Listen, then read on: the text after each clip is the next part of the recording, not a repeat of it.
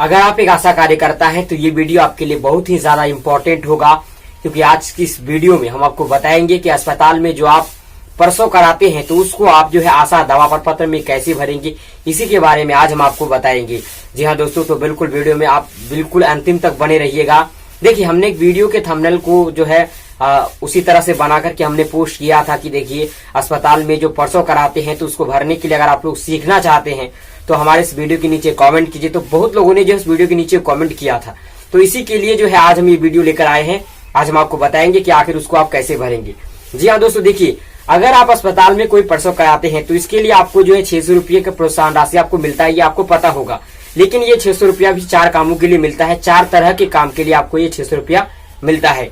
सबसे पहला तो 4 प्रसव पूर्व जांच के लिए आपको 100 रुपया मिलता है।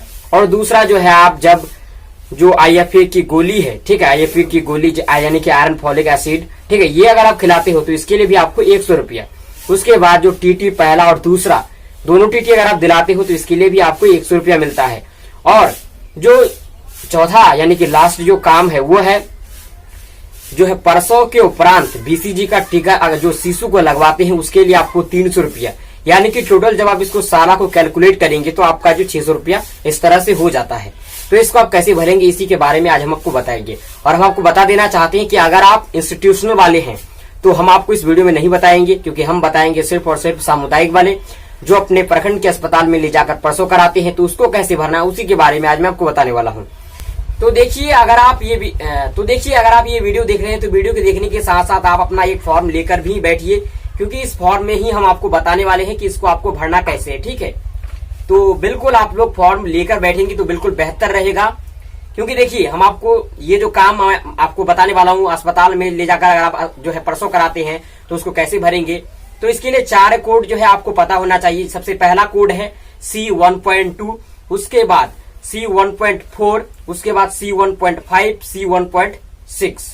ये ग्रामीण के लिए है, ठीक है, ये ग्रामीण के लिए ही है, हम शहर के लिए नहीं बताएंगे, सिर्फ ग्रामीण वालों के लिए ही बताएंगे। तो 4 कार्य कोड हमने आपको बताए हैं। एक प्रसव अगर आप कराते हैं अस्पताल में ले जाकर तो आपको 4 कार्य कोड पता होना चाहिए, तभी जो है आपको 600 रुपया मिलेगा। सबसे पहला कार्य कोड आप नोट कर लीजिए C1.2, जो कि ANC के लिए है। ठीक है, अगर आप 4 प्रसव पूर्व जांच कराते हैं तो आप इस कार्य कोड को डाल करके सारा जो है कॉलम भर करके आप इस काम को जो है इस फॉर्म में लिख सकते हैं। ठीक है, उसी तरह दूसरा जो कार्य कोड है वो है C1.4। ये जो कार्य कोड है C1.4 ये IFA के लिए है, यानी कि आयरन फॉलिक एसिड। ठीक है, आयरन की गोली खिलाते हो तो आप इस कार्य कोड को डाल करके सारा कॉलम आप जो है भर कर आप इस काम को भर सकते हैं। ठीक है, चलिए आप बात करते हैं अगले कार्य कोड की। तो अगला जो कार्य कोड है, तीसरे नंबर वाला कार्य कोड, ये है आपका C1.5। ठीक है, ये जो कार्य कोड है, अगर आपने जो है गर्भवती को TT पहला और TT दूसरा अगर आपने दिया है तो इस कार्य कोड को डालकर आप इस कार्य को भर सकते हैं इस फॉर्म में। ठीक है, उसके बाद जो अंतिम वाला कार्य कोड है वो है C1.6। ये जो है सिर्फ इसका प्रोत्साहन राशि अलग होगा, बिल्कुल इसका जो प्रोत्साहन राशि होगा वो 300 होगा। बाकी के जो पहले का कार्य कोड हमने आपको बताए हैं उसके लिए प्रोत्साहन राशि सिर्फ 100 रुपया मिलने वाला है आपको। ठीक है, तो 4 कार्य कोड, सबसे पहला C1.2, C1.4, C1.5, C1.6। ठीक है, तो इस तरह से अब देखिए मैं आपको कुछ इंपॉर्टेंट चीजें इस फॉर्म में जो दिए गए हैं वो आप लोगों को शायद समझ में नहीं आता होगा। तो कुछ यहाँ पर जो है सबसे पहला आपसे पूछा जाता है कि कार्य पूर्ण की अंतिम तिथि, शायद आपको ये पता नहीं होगा, यहाँ पर कंफ्यूज होगा आपको कि आखिर ये डेट कौन सा डेट है। ठीक है, तो देखिए कार्य पूर्ण की अंतिम तिथि, ये जो डेट है, ये जो डेट आपसे मांगा जा रहा है, यानी कि आपने प्रसव कब कराया, ठीक है, तो वही डेट आप यहाँ पर डालेंगे।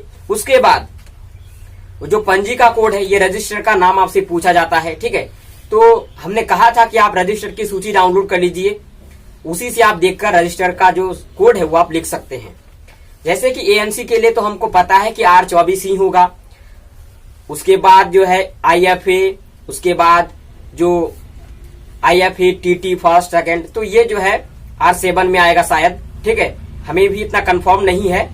और देखिए आप लोग आशा है, आप लोग काम करते हैं तो आपको पता होगा कि कौन सा काम किस रजिस्टर में जो है मेंटेन किया जाता है, तो वही जो है रजिस्टर्ड होगा और उसी का कोड होगा। ठीक है, जो रजिस्टर जहां भी रजिस्टर होगा उसी के सामने जितना भी नंबर पर वो रजिस्टर है वही उसका कोड हो जाएगा। जैसे कि 8 नंबर पे है तो 8 हो जाएगा, इसी तरह से है। ठीक है, तो उसी तरह से यहाँ पर और भी एक भी चीज दिया गया है, पंजी में अंकित दिनांक। तो पंजी में जो अंकित दिनांक है, ये डेट आपको जो है ये वाला डेट डालना है कि आप पहली बार गर्भवती महिला का जो है जब पहली बार टीटी आप उसे देते हैं या फिर जो है पहला जांच कराते हैं तो वही डेट आपका जो है इसमें भराएगा। ओके, उसी तरह से यहाँ पर और भी एक चीज पूछा जाता है कि खंड में क्या डालें। दोस्तों मैं कई बार इसके बारे में डिस्कस कर चुका हूं।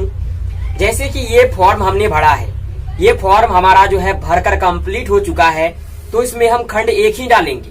लेकिन ये फॉर्म हमारा भरा कंप्लीट हो चुका, इसमें और भी हमारे जो है बहुत सारे काम अभी बचे हुए हैं, तो उसको भरने के लिए हम दूसरा फॉर्म लेंगे। तो दूसरे फॉर्म में हम भरेंगे तो सारा में हम क्या करेंगे, खंड 2 लिखेंगे।